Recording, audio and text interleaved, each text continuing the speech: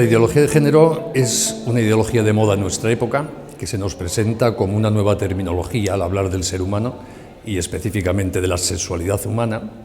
Es también una agenda política que se traduce en programas de los partidos políticos, en leyes que se van aprobando en España y en otros países de nuestro entorno y que tienden a cambiar la antropología que se refiere al matrimonio, a la sexualidad y a la educación para sustituir los viejos conceptos del humanismo cristiano en materia de sexualidad por estas nuevas categorías de género. Por lo tanto, para entender qué es la ideología de género, primero hay que hablar de ella como filosofía, como una antropología. Surge la ideología de género a mediados de la década de los 60 del siglo pasado en el ambiente cultural y filosófico propio de aquella época. Haciendo así un rápido resumen, es la época de la revolución sexual, de la comercialización de la píldora anticonceptiva, es la época álgida del existencialismo francés, de esa visión profundamente pesimista del ser humano que se difunde por todas las universidades occidentales con esa mezcla del pensamiento de Freud y de Marx, que crea una antropología alternativa a la tradicional cristiana. Es la época de la profunda crisis moral de toda nuestra cultura como fruto del Vaticano II y del desfondamiento intelectual y moral de muchos ambientes católicos. Es la época de la riqueza. Toda una civilización, la occidental, vive en un momento después de la experiencia de la Segunda Guerra Mundial de gran bienestar material y económico. Es la época de la revolución hippie, es la época del mayo del 68 francés, etcétera, etcétera. Pues en ese ambiente cultural una serie de mujeres en concreto, formadas básicamente en universidades alemanas y francesas, aunque trabajando en Estados Unidos, empiezan a reformular el pensamiento feminista clásico basado en las ideas propias de su época. Y vienen a decir que el feminismo clásico se ha equivocado de objetivo porque ha perseguido sin más equiparar la mujer al varón, y que ese es un objetivo insuficiente para superar las injusticias históricas que la humanidad ha cometido con la mujer. Porque, aplicando una categoría muy marxista, vienen a decir que el problema de fondo de la opresión de la mujer es que existen hombres y mujeres. La mera dualidad hombre-mujer implica en ese análisis que hacen en aquella época una opresión clasista del varón, clase dominante, sobre la mujer, clase oprimida. Y por lo tanto defienden que para superar esa opresión lo que hay que hacer es eliminar lo femenino y lo masculino. Eliminar, aplicando las categorías marxistas de clases sociales, las dos clases en conflicto. Afirman en concreto que en materia de sexualidad no hay nada que sea natural, que todo lo que históricamente la humanidad ha asociado al concepto de sexo, de hombre, de mujer, es una creación cultural. Y una creación cultural hecha en clave de opresión de la mujer. Todo lo que asociamos culturalmente a la mujer, a la feminidad, a la maternidad, a las relaciones entre hombre y mujer en el matrimonio, en esa forma de ver las cosas resulta opresivo para la mujer. Y por lo tanto proponen como agenda política, las ideólogas de género, de construir todo lo humano, el lenguaje, las leyes, la moral, la religión, la cultura, el lenguaje, para excluir toda referencia a lo masculino y lo femenino. Por decirlo así, la ideología de género consiste en negar el carácter binario de la especie humana. Eso que en principio nos parece patente observando objetivamente a los humanos, que hay hombres y mujeres, para ellas es un prejuicio cultural. Todo lo que asociamos, reitero, a masculino, femenino, a hombre y mujer, es una construcción hecha por los hombres para oprimir a las mujeres. Y por lo tanto la agenda política de la ideología de género es esa deconstrucción de todo el mundo cultural humano para excluir ese carácter binario presunto, según ellas, de la especie humana. Esto puede parecer así muy ajeno, porque lo es, a la experiencia común de todos los seres humanos, pero las ideologías, y la historia del siglo XX nos lo demuestra, pueden convertirse en una fe. El marxismo también era ajeno a la experiencia y a la constatación de cómo ha evolucionado el capitalismo, y sin embargo hemos visto lo que significó en el siglo XX. Casi la mitad de la humanidad sometida a regímenes comunistas de tipo totalitario, con el coste humano en vidas y en libertades que eso tuvo. Por lo tanto, las ideologías no podemos valorarlas solo, por su consistencia intelectual, por la razonabilidad de sus argumentos o por la fundamentación en los hechos. Cuando se convierte en una fe, y eso es lo que caracteriza a las ideologías, pueden ser profundamente peligrosas para lo humano, aunque sean a la vez profundamente irracionales. Y creo que eso está pasando en nuestra época con la ideología de género. En el fondo, la ideología de género no es más que trasladar al análisis de la sexualidad humana y específicamente de la mujer la visión materialista del ser humano propia del antihumanismo de esa época. Sartre afirmaba que estamos condenados a la libertad porque no tenemos naturaleza y nos construimos a nosotros mismos. La ideología de género viene a decir lo mismo. No tenemos sexo, no existe el hombre y la mujer, y nosotros nos creamos a nosotros mismos con nuestras propias decisiones en materia de sexualidad. Por eso no hablan de sexo, que es una palabra que asociamos a algo dado, biológico, no cambiable, sino de género, término que adoptan del mundo cultural, de la gramática, y que implica algo mucho más modelable, mucho más voluble y cambiable, ¿no? En concreto, la ideología de género nos propone que reconstruyamos todo lo humano en lo que se refiere a la sexualidad. No hay sexo porque el cuerpo humano, consecuencia propia de esa visión materialista del mundo, no nos da ninguna información sobre nosotros mismos. El mundo material, incluyendo el cuerpo humano, no es más que el fruto ciego de la evolución azarosa, sin criterio ni principio, de la bioquímica de los elementos que configuran a los seres, en concreto nosotros la bioquímica del carbono. Y en ese mundo ciego de una evolución sin sentido no surge ninguna información relevante para configurar nuestra vida. Y por lo tanto afirman que el cuerpo no nos dice nada sobre nuestra sexualidad y que todo lo que podemos decir en materia de sexualidad lo decimos cada uno con nuestra libertad. Por eso no hablan de sexo como un dato que nos es dado, sino de orientación afectivo-sexual como una decisión subjetiva de la voluntad de cada uno que configura la propia sexualidad. Ya no seríamos hombres y mujeres, sino que seríamos las orientaciones afectivo-sexuales plurales y diversas que cada uno decida. Consecuencia práctica de esta forma de ver las cosas: ya no somos criaturas, no somos algo dado, no somos algo que podemos conocer, no existe una naturaleza humana, sino que somos lo que nosotros decidimos. Y en materia de sexualidad en concreto somos la orientación afectivo-sexual que cada uno libre y autónomamente, con independencia incluso de su cuerpo, decide. Y por lo tanto la última materia en materia de sexualidad, la última palabra que se puede decir es la que dice cada uno. Ya no hay algo bueno, malo, mejor, peor, conveniente, inconveniente, natural, antinatural en materia de sexualidad, si solo hay lo que yo decido. Por eso la visión de la sexualidad y del ser humano en consecuencia de la ideología de género es absolutamente incompatible con la visión propia del humanismo cristiano clásico. Para el humanismo cristiano y el humanismo en general existe una naturaleza humana, somos algo que no decidimos nosotros mismos. Nosotros, como somos racionales, podemos conocer ese algo en que consistimos, podemos conocer en qué consiste la naturaleza humana, y la opción de nuestra libertad es ponerla al servicio de lo óptimo de esa naturaleza que podemos conocer o no, pero con nuestra libertad no decidimos nuestra naturaleza. Para la ideología de género es al revés. Como no tenemos naturaleza, como no existe una naturaleza humana, somos lo que nosotros decidimos. La última palabra sobre lo humano, sobre lo bueno y sobre lo malo es la que dice cada uno. Y además es incomunicable con lo que dicen los demás. Si alguien desde fuera de cada uno de nosotros, optando por nuestra orientación afectivo-sexual, quisiese decirnos malo, bueno, natural o antinatural, sería un enemigo de nuestra libertad. Y por eso desde los postulados de género se ve a cualquiera que afirme que existe una naturaleza humana, que se puede decir una verdad sobre el bien y el mal en materia de sexualidad, se ve como un enemigo de la libertad, alguien a combatir, porque ataca la autonomía de autoconstrucción de la propia sexualidad que tiene o tendría, según estos postulados de género, cada persona. Y por eso al final en nuestra época hay un debate abierto, que es género o sexo. Tenemos sexo y eso es algo dado y con nuestra libertad veremos qué hacemos con nuestra sexualidad, opción del humanismo cristiano clásico, o somos el género que decidimos y no hay ningún criterio objetivo en la materia, que es la opción de la ideología de género. Y son dos formas de ver la realidad, son incompatibles. No es que haya matices diferenciales, es que son incompatibles. Y por eso creo que la cuestión del género o del sexo es la cuestión de nuestra época. En el siglo XX hemos vivido una confrontación de ideologías, marxismo, liberalismo, libertad, propiedad pública, dirigismo estatal, que tenían un modelo sobre la organización de la sociedad. Hoy día vivimos una confrontación ideológica que no tiene un modelo sobre cómo organizar la sociedad o el Estado, sino que tiene un modelo de persona. En concreto, la ideología de género no tiene un modelo de Estado, sino un modelo de persona, pero pretende usar la política y las leyes para imponer a todo el mundo ese modelo de persona.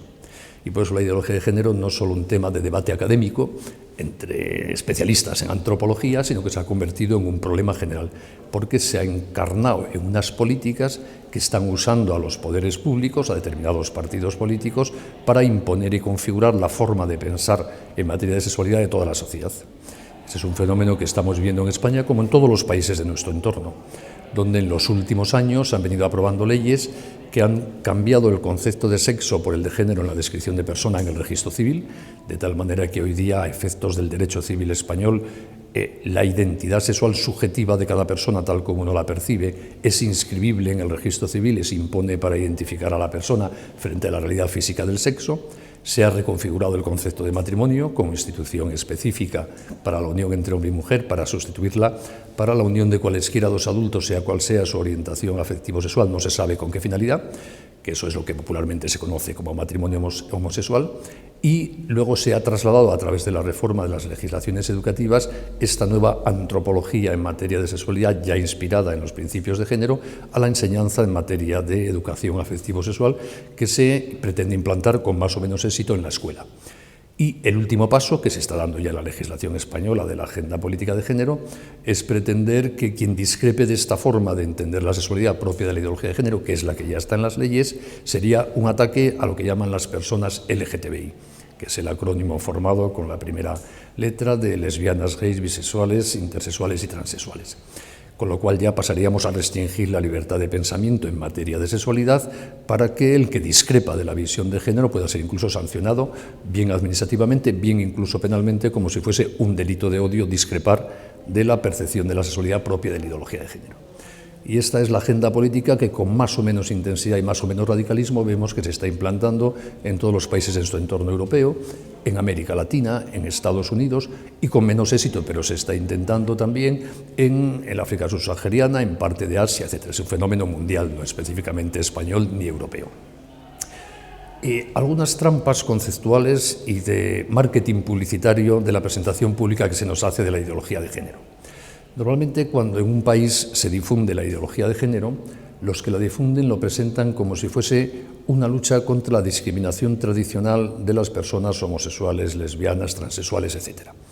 Y esto es una técnica publicitaria muy eficaz, porque si fuese verdad que la ideología de género es la manera de luchar contra una discriminación, quienes discrepamos de la ideología de género seríamos defensores de una discriminación, y eso te coloca en una situación indefendible para el debate público, pero no es verdad. Es, sin más, repito, una técnica publicitaria eficaz. La ideología de género no tiene nada que ver con la homosexualidad, aunque se nos presente, repito, como una forma de luchar contra la discriminación histórica de los homosexuales. Porque de la forma de vivir la sexualidad, de las apetencias sexuales, de las orientaciones afectivas de las personas no se deriva ninguna ideología. La forma de entender la sexualidad, que no coincide con la ideología de género, que es la mía, la defendemos heterosexuales y homosexuales. Y la ideología de género la defienden homosexuales y heterosexuales, porque, repito, de la conducta de las apetencias sexuales no se deriva una ideología. Pero es importante no caer en esa trampa, porque si no, a los que discrepamos de la ideología de género nos atenaza en el debate.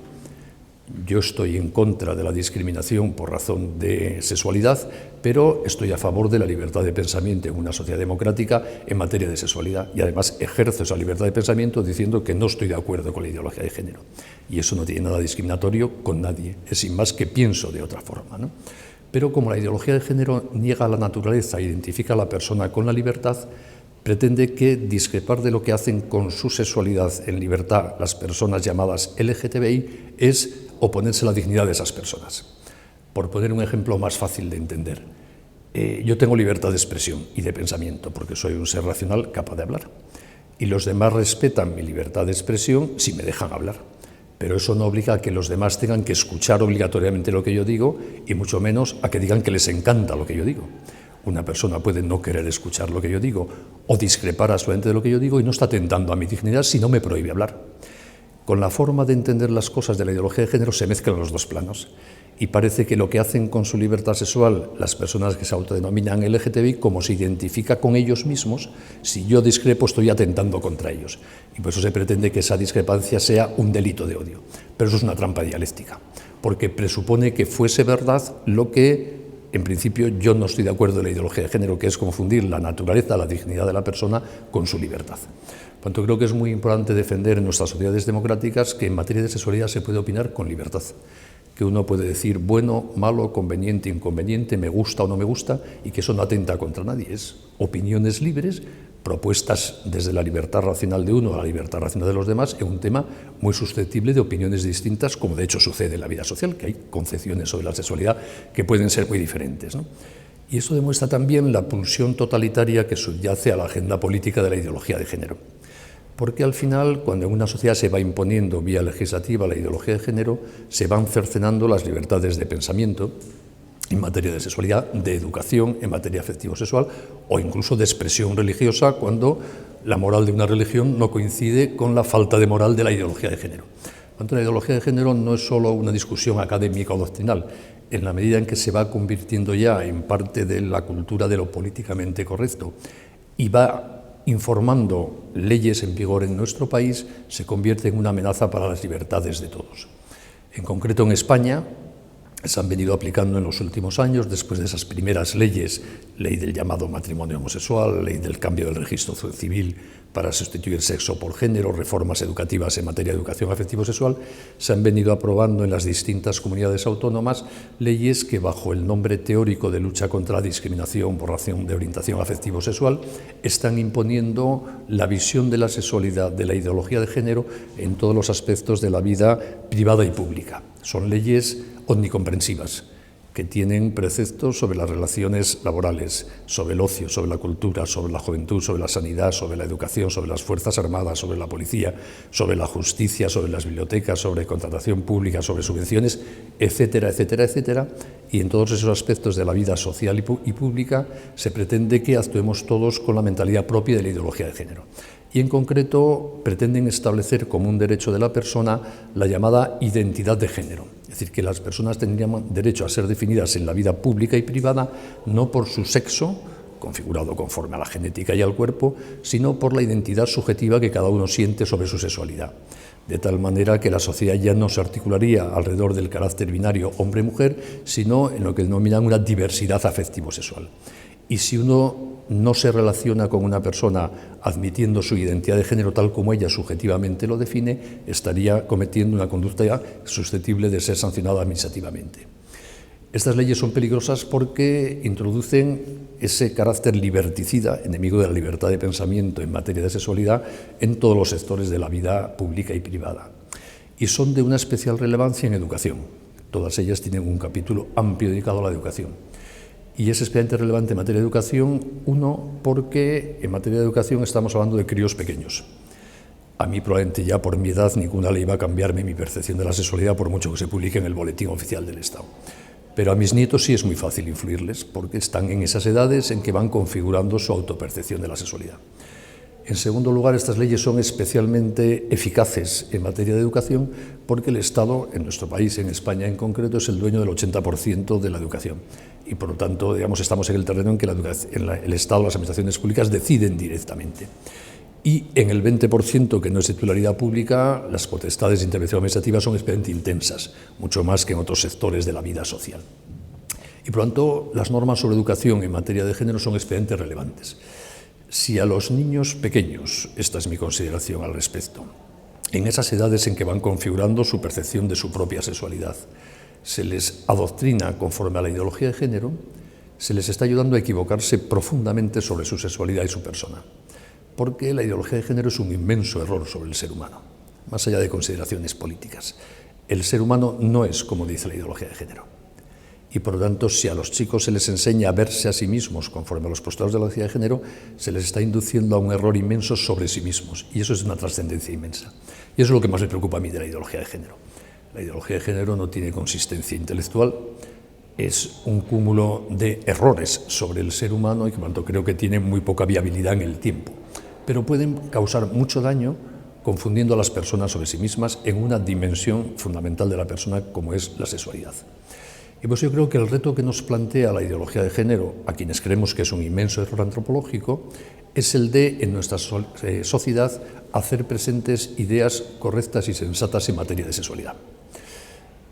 Intuyo, aunque no puedo demostrarlo, que una de las razones por las que la ideología de género se ha expandido tan rápidamente y con tanta eficacia en nuestro tiempo es que había un vacío inmenso en nuestra sociedad, en lo que podríamos llamar la cultura cristiana en materia de sexualidad. Durante 2000 años se ha hablado muy poco de sexualidad y con frecuencia mal, como si la sexualidad fuese algo turbio, malo, que no queda otro remedio que consentir, pero que mejor no mencionar mucho. Y ese vacío inmenso lo ha ocupado con gran eficacia el primero que ha venido hablando en positivo de una forma de entender la sexualidad que es el género. Y por lo tanto nos plantea el reto de volver a pensar en clave positiva y con eficacia y hacer pedagogía de la sexualidad. Y yo creo que este es el reto importante. Es bueno conocer qué es la ideología de género, porque es la ideología de nuestra época. es bueno conocer la terminología propia de la ideología de género para no usarla en la medida de lo posible, porque es una ideología que, queramos o no, hoy arrastra consigo las concepciones antropológicas del género, pero lo que se trata es ver en positivo. Toca defender la sexualidad. Yo creo que cualquier persona que se preocupe hoy por la felicidad de los demás, por aquellos a los que quiere, a los que puede influir, nuestros hijos, nuestros nietos, nuestros amigos, nuestros alumnos, debe convertirse en alguien que hable mucho y bien de la sexualidad continuamente, porque creo que es el reto que necesita nuestra época. Si estuviésemos en Estados Unidos en 1850, habría que decir que hay que hablar mucho y bien de la libertad, que los esclavos, por razón de color de piel, no es legítimo establecerlos. Pero como estamos en el siglo XXI, lo que hay que hablar es mucho y bien de la sexualidad. Y para eso creo que es muy bueno volver a pensar que los seres humanos somos nuestra sexualidad. No es solo que tengamos sexo, sino que es lo que somos. Es decir, yo soy un hombre las 24 horas del día, de los 365 días del año, de toda mi vida, desde que era un cigoto hasta que me muera, porque no puedo ser otra cosa. Y mi mujer lo mismo, desde que era un cigoto hasta que se muera, todas las horas de su vida es una mujer. Por lo tanto, a mí la masculinidad me define y a mi mujer la feminidad la define. No es que tengamos sexo, sino que es que lo somos. Y por lo tanto el sexo es tan importante y tan valioso como el propio ser humano. Es una cosa estupenda. Y quizá esto no se ha visto con claridad, de forma coherente, por lo menos a lo largo de la historia. Hay que volver a redescubrir el inmenso valor de la sexualidad humana. Porque los seres humanos somos en masculino o femenino, somos XX o XY todos. La genética nos define y por lo tanto eso es muy importante porque es lo que somos. Y como además somos libres con eso que somos, en masculino o en femenino, tenemos una cierta opción de hacer varias cosas. Tampoco tantas variedades, pero bueno, una variedad. Pero eso forma parte de la libertad, no de lo que somos. Y por lo tanto, creo que una sana educación en materia afectivo-sexual consiste en transmitir a los más jóvenes y a los adultos, si no lo tenemos claro, ideas claras sobre la sexualidad humana, convicciones intelectuales y morales sobre el inmenso valor de la sexualidad. Y a la vez un profundo amor a la libertad, porque el que ama la libertad sabe que no es lo que hace, en concreto que no somos nuestros errores ni nuestras meteduras de pata, porque es muy fácil en materia de sexualidad meter la pata, jóvenes y viejos, pero si amamos la libertad sabremos que no somos nuestros errores, que cuando se mete la pata lo que hacer es sacarla, pedir perdón y volver a empezar, porque metiendo la pata, equivocándonos en materia de sexualidad no cambiamos lo que somos. Y creo que esto es importante resaltarlo porque la ideología de género transmite una especie de determinismo en materia sexual. Si te apetece eso, eres eso, entrégate a ello con fruición. Si una vez has hecho eso, es que tú eres eso, no salgas de ese ambiente, y no es verdad. Precisamente porque somos libres, cuando no usamos bien nuestra sexualidad, lo que tenemos que hacer es decir, me he equivocado, vamos a empezar de nuevo a centrar nuestra vida en la naturaleza tal como somos, hombres o mujeres. Y además, valorar profundamente la sexualidad humana implica darse cuenta de que es algo que no solo se refiere al cuerpo. Yo soy hombre en todos los estratos, por decirlo así, de mi personalidad. Mi cuerpo está sexuado, pero también mis sentimientos y mis emociones y mi psicología y mi espíritu. Es decir, yo actúo en varón no solo cuando practico el sexo o cuando amo, sino también cuando rezo y cuando pienso y cuando siento y cuando me emociono. Y por lo tanto lo masculino y lo femenino son transversales a todas las dimensiones o estratos del humano. Es algo que no podemos renunciar a ello si no queremos deshumanizarnos.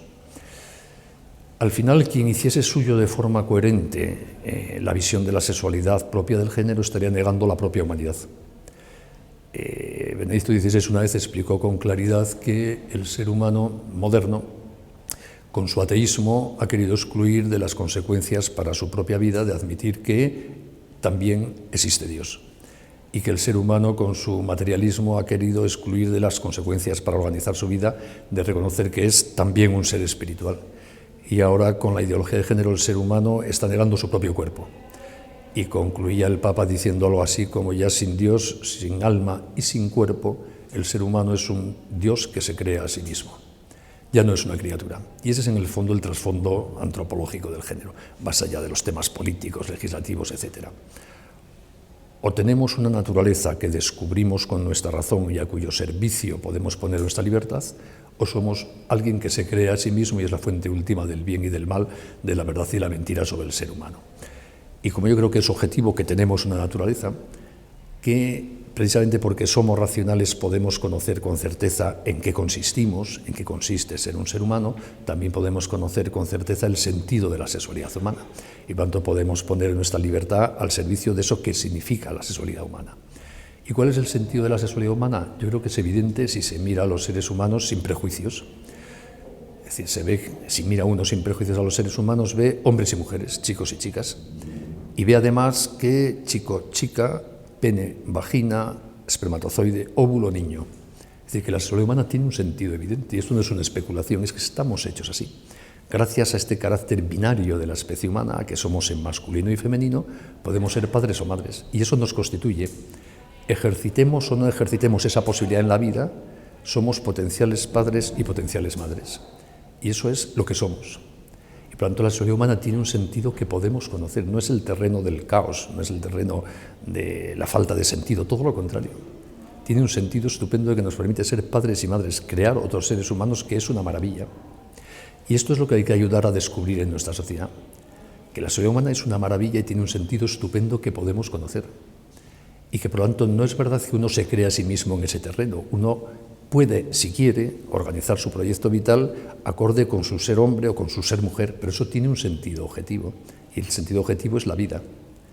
La maternidad y la paternidad son algo estupendo, no son un ataque a nuestra libertad. No es verdad que la mujer, cuando se queda embarazada, quede esclavizada al varón, como dice la ideología de género, sino todo lo contrario. Es una maravilla la posibilidad de dar vida. Y por eso también hay que entender que esa ecología de la vida que surge de la relación hombre-mujer implica una responsabilidad inmensa sobre esa vida. Y como la especie humana es muy prematura, nacemos antes de tiempo, al útero materno que ha protegido la vida durante 9 meses debe sustituirlo el útero familiar durante muchos años, y por eso esa relación que se basa en la dualidad hombre-mujer, en la medida en que origina vida, tiene una vocación, una proyección estable en el tiempo, que es lo que hemos llamado siempre matrimonio.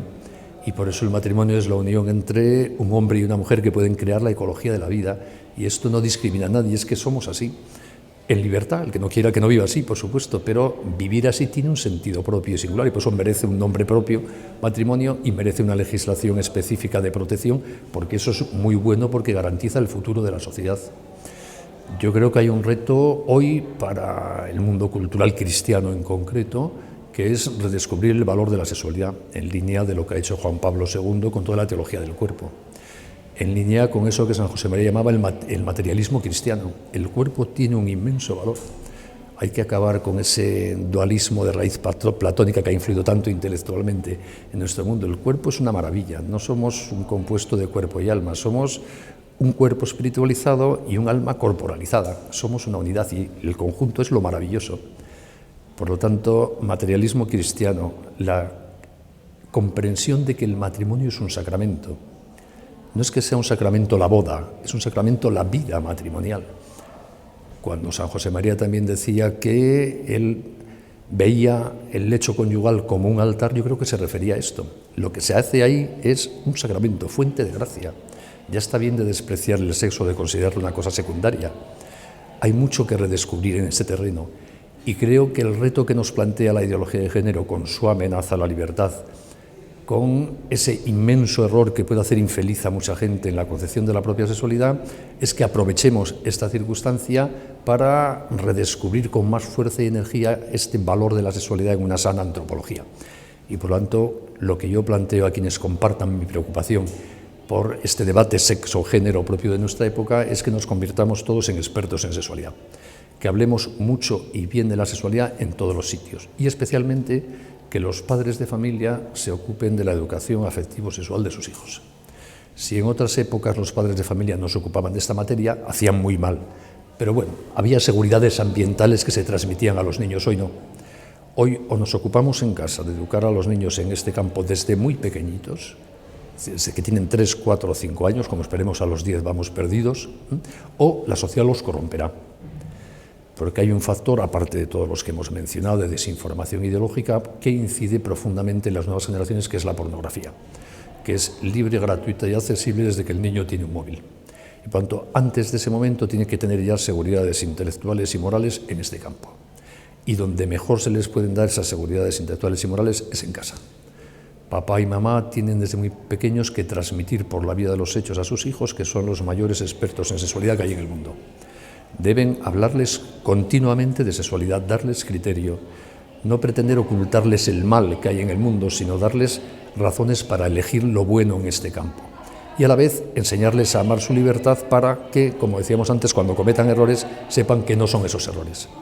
Necesitamos que las familias en nuestra época asumamos de verdad, con conciencia y con formación, hay que formarse para hablar de estas cosas, esta responsabilidad de formar a nuestros hijos en la materia educativa, en materia afectivo-sexual, para que tengan seguridades, criterio, para que cuando salgan al mundo, que es muy pronto hoy día, sepan decir bueno, malo, quiero, no quiero. Y si dicen quiero a lo que debieran decir no quiero, que digan he metido la pata, tengo que rectificar. Por tanto, en nuestra época, y con esto concluyo, nos plantea un reto, formarnos bien para poder hablar bien de la sexualidad en todos los ambientes y específicamente en el hogar.